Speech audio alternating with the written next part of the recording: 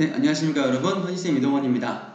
오늘은 매일 사설 칼럼 53번 이 모멸을 멈추지 못하면 인데요. 좀 늦었습니다. 미안합니다. 사과 말씀 드리고요. 좀 다음부터는 좀 부지런히 해서 일찍 올릴 수 있도록 하겠습니다. 자, 그러면 김명인 인하대 국어교육과 교수님이 쓰신 모멸을 멈추지 못하면 이라는 글. 그럼 이 다음에는 못하면이라는 가정법이죠. 결과 어떻게 될 것인가? 어떻게 될 것인가? 어떻게 될 것인가? 라는 내용을 예측해 볼 수 있을 겁니다. 그러면 모멸은 도대체 어떤 감정이고 무엇에 대한 모멸인지도 같이 살펴보면 좋겠죠? 그래서 좀 긴 글 이어서 선생님이 좀 간단하게 이제 내용 정리해 봤는데요. 모멸감은 그렇습니다. 인간의 존엄성이 짓밟히는 것입니다. 부당하게 나의 존엄성이 짓밟히는 것입니다. 그런 모멸감을 느낍니다. 자본주의 사회에서는 자본가들이 자신의 이익, 더 많은 이익을 얻기 위해서 노동자들을 기계의 부품으로 대할 때 모멸감이 생깁니다. 모멸감이 생깁니다.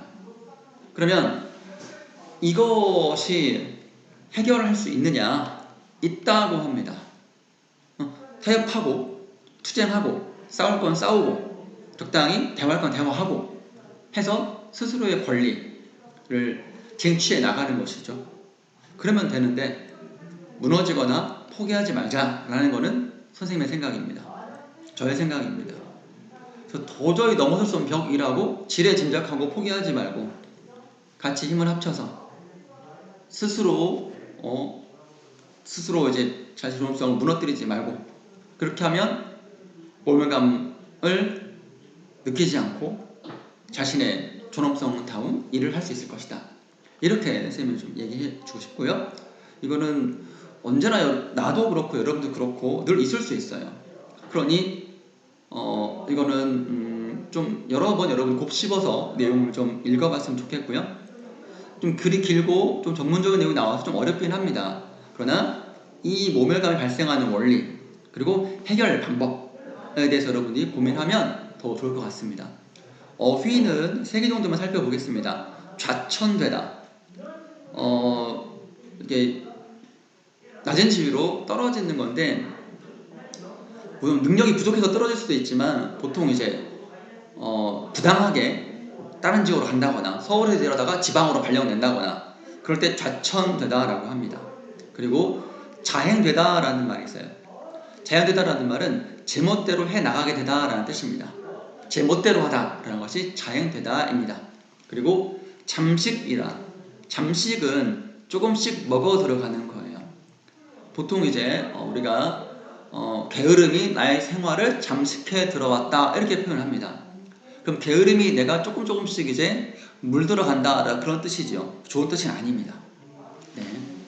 자, 좀 어려운 내용이긴 하지만 관련이 아주 없지 않으니 좀 더 집중해서 글 보도록 합시다.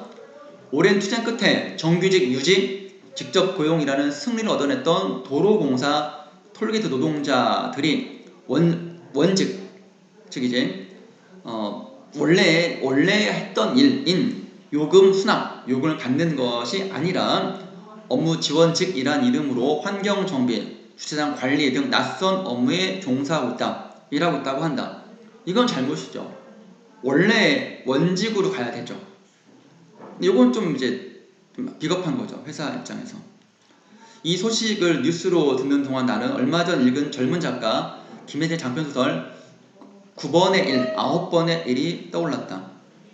이 소설에서는 통신회사의 중견 기술직 26년 동안 근무해 오면서 회사의 성장과 자신의 경력에 커다란 자부심을 갖고 있던 한 노동자가 구조조정에 따른 사직 권유, 회사 나가주세요. 회사가 좀 어렵습니다. 거부하면서 자기 업무에서 배제되고 쫓겨나고 몇 차례 걸친 재교육 과정을 거쳐 임금 삭감, 임금이 줄어들고 더불어 수도권 변두리 저기 이제 구석진 자리로 영업직으로 좌천 직급이 낮아지는 되는 이야기 담겨 있다. 네. 쭉 따라가 봅시다. 이 현실과 허구, 현실은 도로공사 톨게이트 직원분들이 원직이 아닌 곳에 복직하고 있다는 것, 허구는 9번의 1이라는 얘기죠. 두 개의 에피소드 이야기는 현재 한국에서, 우리 사회에서 광범하게 넓게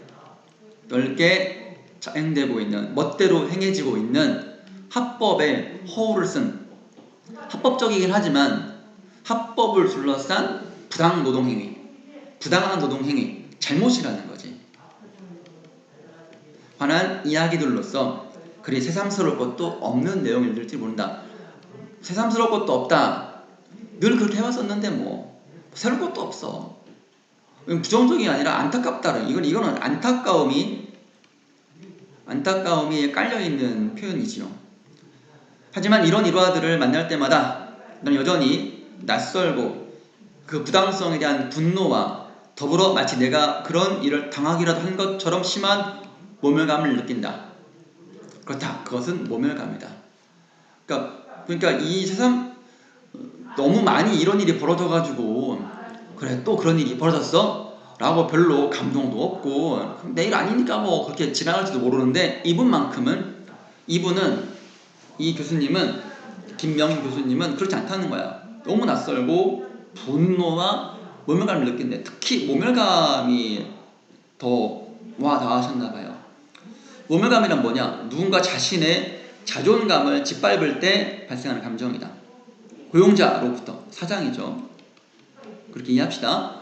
이런 처분을 당하게 될 때 고용 노동자들은 일상과 생계의 지속 불가능성, 일자리 잘리면 어떻게 먹고 살아? 가족들은 어떡하라고 하는 불안감이 있고, 무엇보다 자기가 한 사람의 존엄한 인간으로 대우받지 못하고 있다, 이런 데서 오는 모멸감에 더 큰 고통을 받게 되죠.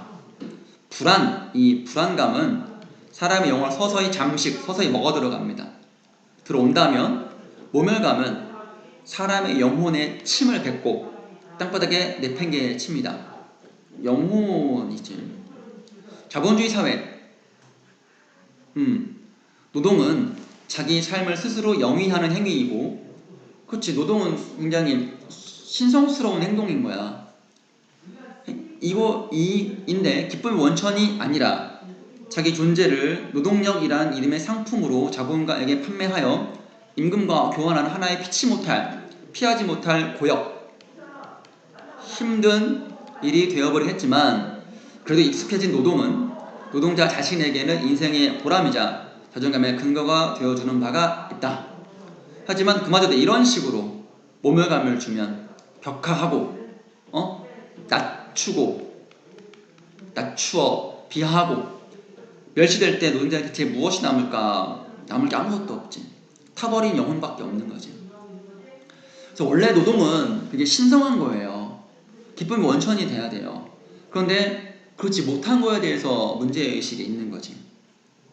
그래도 노동은 사람들이 그래 오늘 하루도 어쩔 수 없이 가는 거지 뭐 라고 해서 조금 그래도 행복하진 않지만 그래도 열심히 일하잖아.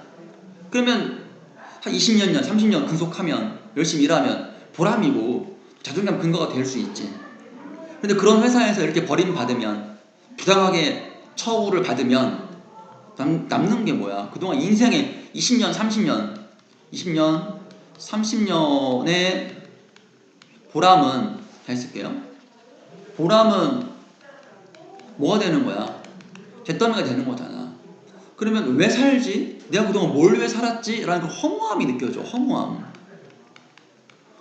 느껴지는 거야. 힘이 쫙 빠지는 거지. 자, 우리가 살고 있는 근대 세계는 모든 인간이 자유, 평등, 연대의 정신 아래서 존엄성을 지키고 살아가야 한다는 시민혁명의 이념과 자본과 노동자 간 피지배의 불평등 상태를 기본 토대로 하는 자본주의 생산 양식이 매우 불편하게 공존하고 있다. 평등해야 되는데 재평등 파괴, 평등과 자본 노동자 간의 불평등이 같이 함께 있는 세상이다. 그리하여 자본주의 체제가 형성되어 발전되어 오는 동안 이러한 모순적인 상황, 평등해야지 한데 불평등이 있어. 극복하기 위해서 많은 노력이 이루어져 왔어요. 막스에 의해 정식화된 과학적 사회주의 핵심도 자본주의를 부정하는 것이 아니고 자본주의의 활력을 유지하는, 경쟁하고 더 나은 상품, 더 나은 이윤을 얻기 위해 열심히 경쟁하는 것, 선의 경쟁하는 것 좋다. 그렇지만 너무 개인 소유, 내 거를 많이 가지려고 하지 말자. 철폐, 없애자. 그러니까 그 내재적 모순, 이 모순을 해결하자는 것이었다. 굳이 사회주의가 아니더라도 자본주의 역사 속에는 자본가 계급에 의한 노동 계급의 지배가 적나라한 인격적 지배로 회귀, 돌아가지 않도록 하기에 많은 선량한, 착한 노력도 존재했다. 심지어 자본가들조차도 적어도 겉으로는 자신들이 노동자들의 이게 존엄을 훼손하지 않기 위해 노력하고 있다고 말을 하며 노동자들을 착취한다, 수탈하고 억압하고 빼앗고 하는 반사 자본가로 낙인 그렇게 찍히는 거지. 어떤 가급적 피해온 것 역시 사실이었다. 오늘날 이른바 선진국의 조직된 노동자 계급이 자본가들과 이유는 물론 윤택한 시민적 생활 조건도 공유할 수 있는 상태에 이른 것도 노동자들의 투쟁의 과실이기도 하지만, 투쟁의 열매이기도 하지만, 자본가들 유전자 속에 얼마간이든 아주 조금이긴 하지만 자유, 평등, 연대의 어떤 그런 목표 아래 봉건체제를 전복했던, 뒤집었던 시민혁명 시기의 기억이 남아있고, 민주주의 정치 제도와 사회, 문화, 교육 영역에서 그 기억이 지속적으로 재생산되고 축적되어 쌓여온 것 힘입은 바가 적지 않다. 이 말은 노동자들의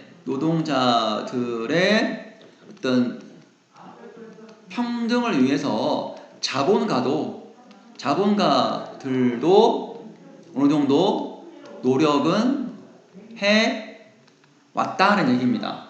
해왔다. 근데 왜 몰매감이 있냐? 그 이후에 뭔가 문제가 생긴 거야. 이때도 문제가 아주 없지는 않았지만, 그래도 이러한 일이 있어가지고 적어도 겉으로라도 좀 이제 노동자를 위하는 척 좀 했다는 거지. 그런데 지금 신자유주의가 문제예요. 이게 아주 나쁜 놈이에요. 나쁜 체제라고 쌤이 번역하겠습니다. 극소수의 자본가들만 유리하거든. 대다수의 노동자는 굉장히 불편한 체제예요. 신자유주의 한마디로 말하면 능력주의. 쌤, 능력주의가 뭐가 나빠요? 근데 돈 많은 사람이 자신의 능력대로 돈을 많이 버는 건 아니거든. 여러 가지 토대가 많았거든. 타고난 조건이 다른데 조건이 다르니까 성취가 다를 수밖에 없어. 근데 그게 불평등이라는 것을 모른다는 거지. 자, 좀만 더 볼게요.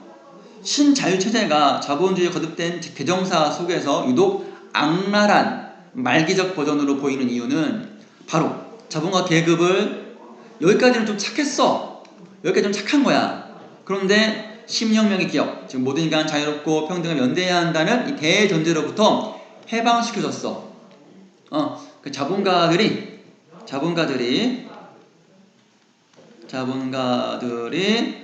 아무런 마음의 부담 없이 착취하도록 길을 터준 게 신자유주의야. 해방이라는 말은 자본가들이 아무리 양심의 거리낌 없이 노동자들을 착취하도록 해도 괜찮다 라고 면죄부를 준 체제야. 그게 얼마나 더 왜곡됐겠어. 노동자들의 어떤 입장 이런 것들이. 20세기 후반, 지금이지 1900년 후반을 말하는 1990년대, 2000년대를 말하는 거야. 세계시장 개척의 한계에 봉착한 부닥친 자본주의가 선택한 또 하나의 개정판으로서 신자유주의는 결국 시민을 다시 시민과 비시민으로 나누어서 그 차이에서 잉여를 발생시키는 방법을 선택했다. 잉여라는 말은 좀 쉽게 이익이라고 생각하면 돼요. 발생시키는 방법을 선택했다. 즉 모든 잉여는 이익, 그 시민에게는 이익이지만 비시민에게는 뭐랄까 그냥 잉여라는 말 자체가 남아 도는 것, 쓸모없는 존재. 그러니까 시민은 돈 많은 시민은 쓸모 있고 돈 없는 2등 시민은 쓸모없는 존재라고 이제 나누는 거야. 차별하는 거지. 지배계급, 피지배계급, 1등 시민, 2등 시민, 귀족, 평민 이런 식으로 차별하는 거야. 그래서 이제 한정된 자원을 이 비시민한테 한정 자원 안 주는 거지. 시민이라고 하는 제1계급만 챙기는 거야. 그걸 정당화하는 것이지. 니네가 왜 비시민이냐? 능력이 부족하기 때문에 그래. 능력을 키워. 네가 게을러서 그런 거야. 이렇게 막 이제 비시민을 막 비하하고 그러는 게 있어. 인간은 모두 자유롭고 평등하지만 그것은 그가 자기 개발을 통해 제한된 시장 시스템 안에 안착할 경우 안전하게 도착 경우에만 해당되며 그러지 못하면 그런 시민사회에서 성원권 그 사회의 구성원이 될 수 있는 권리를 가지지 못한 비시민으로 뚝 떨어지되 그 책임은 너한테 있어 하는 것이 신자유주의 체제 인간관의 핵심이다. 굉장히 모멸감을 막 주는 인간관이지. 모멸감을 주는 인간관이지. 그 인간관은 무엇보다 노동자 계급 내에서 주밀하게, 꼼꼼하게, 세밀하게 반영되는데 이전에는 설사 저임금 장시간 노동에 시달릴지언정 모두 정규직이었어. 똑같았지. 그런데 이제는 정규직도 있고 비정규직, 기간제, 임시직, 파견직, 특수고용직이 있으니까 차등 분할된 거야. 그러니까 불안하고 모멸로 가득한 삶을 살아가게 되었어. 신자유주의 때문에. 이게 문제잖아. 똑같이 가난하면 그나마 사회에 문제는 없잖아. 같이 정규직이고 더 나은 삶에 투쟁하면 되는 거야. 단결하면 되는 거니까. 그런데 이렇게 쪼개놓으면 이들끼리 서로 싸워. 이들끼리 서로 싸운다고. 이게 그 지배자들의 통치술이야. 지배자가 피지배계 효과도 통치하기 위해서 쪼개고 그들끼리 싸우게 만들어. 내 말 잘 듣게 만드는 거야. 그거를 divide and rule이라 그래. divide and rule이라 그래. 자, 수업 시간 할 얘기가 또 있겠습니다. 그나마 시민혁명의 기업과 노동자들의 인정투쟁 전통이 남아있던 서구사회, 유럽을 말해 주로 에서는 신자유주의 헤게모니, 주도권이지. 신자유주의가 퍼져있다 하더라도 노동자와 회사가 협의하고 비정규직을 좀 우대하고 대우해주고 실업 대비 안전장치가 있어. 노동자들을 그렇게 아주 나몰라라하지 않아. 시민적 보편 권리의 주체로 인정해 노력하고 있어. 그런데 이런 것도 없고 노동운동 역사도 거의 없고 짧아. 일천이라는 말은 짧아. 위기 때마다 구성원의 일부를 희생시키는 장악한 아주 잔인한 그런 전통이 유구하던 오래된 한국에서는 신자유주의 헤게모니가 유난히 더 잔인하게 노동자들을 배제하고 탈락시키는 방식으로 작동하고 있다. 이거 문제다. 한국 사회에서는 신자유주의는 자본과 시장의 계속 유지하기 위한 경제 기획으로서가 아니라 마치 사회 구성원들을 분할하고 차별하고 자존감을 꺾어 영원히 착취 가능한 노동기계로 이 문장 만들기 위한 사회 심리적 기회로 기능하고 있는 것으로 보인다. 너무 심하다. 너무 심하다는 거야.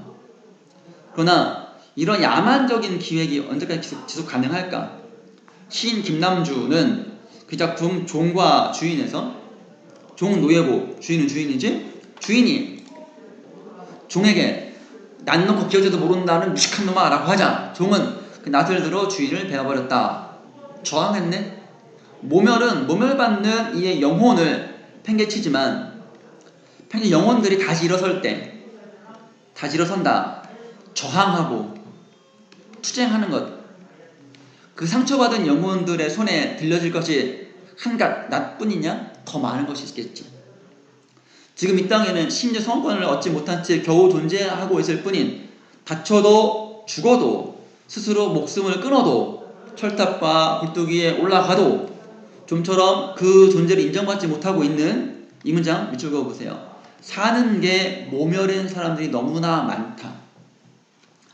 굉장히 공감되는 문장이네요.